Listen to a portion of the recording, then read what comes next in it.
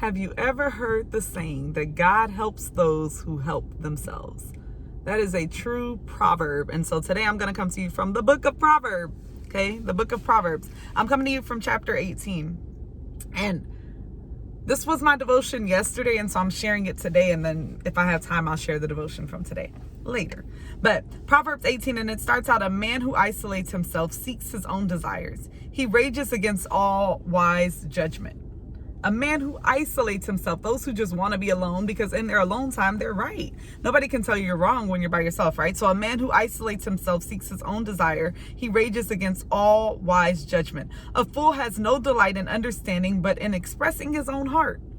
I didn't come to understand. You know how the people say you have to listen to understand, not listen to respond. A fool has no delight in understanding. I'm not nobody's fool. When the wicked comes, contempt comes also, and with dishonor comes reproach. The words of a man's mouth are deep waters. The well springs of wisdom is a flowing brook. It is not good to show partiality to the wicked. I'm going to read all of it. Or to overthrow the righteous in judgment. A fool's lips enter into contention, and his mouth calls for blows. A fool's mouth is his destruction, and his lips are snares of his soul. If you are a fool, even I tell myself this, as a fool, you're not only hurting other people, you're also hurting yourself. Verse 8, it says, the words of a talebearer are like the tasty trifles, and they go down into the innermost body. The words of a gossiper. Talebearers are those who tell stories all day long. They come bearing tales. Gossipers are messy people. It's addicting. It's almost like they can't help it. It's like trifles, right? So things that we like. I love chocolate. And if I was to gossip, it becomes so because you watch the reaction out of people. And here's what I've learned is that the gossip hardly ever affects the person who's speaking. It often affects the listeners. So be mindful of those who you sit amongst wise counsels. It says in verse 9, he who is slothful in his work is a brother to him who is a great destroyer. Lazy, destruction, hand in hand. They're like synonyms. Okay. The name of the Lord is a strong tower. The righteous run to it and are saved. The rich man's wealth is a strong city, and like the high walls in his own esteem. I stopped there and I began to write, who said that money don't buy happiness? They say that. They say money doesn't buy happiness, and it does. If you have enough money, you can definitely make yourself happy. However, the question is does it last? The name of the Lord is the strong tower. To a rich man, his wealth is his strong tower. When your money runs out, will you still be happy? I look at the scripture and I just simply say, again, who said money doesn't buy happiness? It does. The question is does it last? Verse 12, before destruction, the heart of a man is haughty, and before honor is humility. Humble yourself. Humble yourself. Destruction comes from pride. Humble yourself. And no, humbling yourself doesn't make you weak. Humbling yourself doesn't make you lesser of a person. Humbling yourself shows that you have the strength to submit. Shows that and so one of the things when I got to this part is the Miranda warning and how it is, you have the right to remain silent. Anything you say can and will be used against you in the court of law. We've been receiving that warning. I've heard it since I was a kid, just quoted from different places, TV, class, whatever, and we ignore it. Everything you say can and will be used against you in the court of law. People are judging us all the time. Even though we're not sitting in a room right now with the judge, I'm in my car by myself, but I can guarantee you somebody is sitting across the parking lot judging me, probably asking me, what is she recording? She's just wasting time. There's always a judge. Everything you say can and will be used against you in the court of law. Everything you say can and will be used against you in the kingdom. Okay? All of these things, anything you say, anything you do can and will be used against you. As we say, as the word says, do not let your good be spoken evil of. Be mindful of what you do. Don't be a fool in anything that you do. When we think of that Miranda warning, because it's a warning, I don't know if it's a law. I'm not in law, but it's a warning, and it basically gives us the insight to just remain quiet. If it's not necessary to speak, then don't speak. There are some people who just talk to hear themselves talking. There are some people who just talk because they want to prove that they're right. Just stop, okay? Because it's going to be used against you. And if you didn't say anything, then there's nothing to be used against you. If you didn't do anything, then there's nothing to be used against you.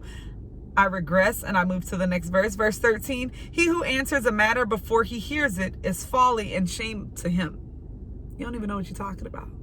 You're just running your mouth, don't know what you're talking about. Teresa, keep reading. Verse 14, the spirit of man will sustain him in sickness. but who can bear a broken spirit? You could be sick, and if your spirit is right, you can overcome any sickness. But if your spirit is broken and you get sick, you feel miserable. So as long as you keep your spirit in check, it doesn't matter what comes up against you, what happens, you can always, your spirit man will lift you up. It says it, I'm going to read that verse again because it bared witness in my life. And it says, the spirit of man will sustain him in sickness, any infirmity, anything you go to, anything you go through, And it says, but who can bear a broken spirit? It's difficult. It's very difficult. Verse 15, the heart of a prudent acquires knowledge, and the ears of the wise seek knowledge. You prudent people, you. Sorry, dropped my phone. I'm back. Okay, so verse 16, a man's gift makes room for him and brings him before great men. If you show up with nothing, don't expect nothing. And it's not saying that everybody who shows up with the gift is expecting something, but you can't show up with an expectation and bring nothing. And that is what often happens. You want people to be open to you, but you have nothing to offer. You show up at the interview and you're not even dressed. Okay, you're in a marriage and you're not given. It's a give and take relationship in life. And you got to be willing to give in order to take, in order to get something. Okay, so a man's gift makes room for him and brings him before great men. Verse 17, the first one to plead his causes seems right. You're right because you spoke first, until his neighbor comes and examines him. Okay, you were right as long as you were speaking and nobody else was interrupting. But the moment that somebody else proves that you are wrong, now you got a problem. Now you're upset. Now you're blowing steam. Now you're cussing people out. You were right as long as it was just your side of the story. There's always three sides to every story. His, hers, and the truth, right? So verse 18, casting lots causes contentions to cease and keeps the mighty apart. Basically, it stops fights.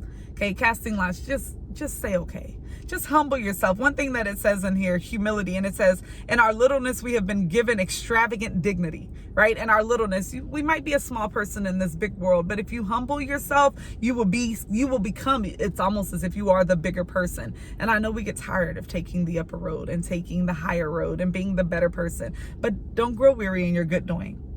I'm going to read the rest of this through, and then I'm going to read the devotion the way that God gave it to me. And it says, a brother offended is harder to win than a strong city, and the contentions are like the bars of a castle. Arguments and offense can destroy people. A man's stomach shall be satisfied from the fruits of his mouth. From the produce of his lips he shall be filled. Death and life are in the power of the tongue, and those who love it will eat its fruit. He who finds a wife finds a good thing and obtains favor from the Lord. The poor man uses entreaties, but the rich answers roughly. Sometimes when you don't have, you got to be a little nicer. Okay? That's just a little tidbit of a proverb. When you lack, you got to be a little nicer. I'm not saying to be beat up or be walked over, to be used. I'm just saying if you need help, then be nice. You can't. Okay. Teresa, focus. A man who has friends must himself be friendly. And there is a friend who sticks closer than a brother, and his name is Jesus. There's a friend who sticks closer than a brother. Even out here, there's some of us who that saying, blood is thicker than water, and then there's some people that come back and say, not always, or whatever. There are some people who have truly established friendships that are much better than their relationships with those who are blood. And I get it, and I understand it.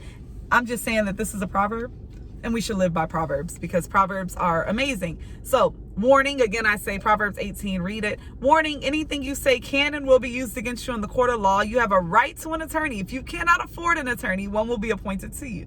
This is not just the Miranda warning. This is the warning to the kingdom. A closed mind and an open mouth will often lead to trouble. Right or wrong, humble yourself, knowing and believing that death and life are in the power of the tongue. Casting lots causes contention to cease. Gossip is addicting, and your spirit will sustain you, and any sickness should motivate you to do right. Proverbs are not just sayings, they are general truths and pieces of advice to live by.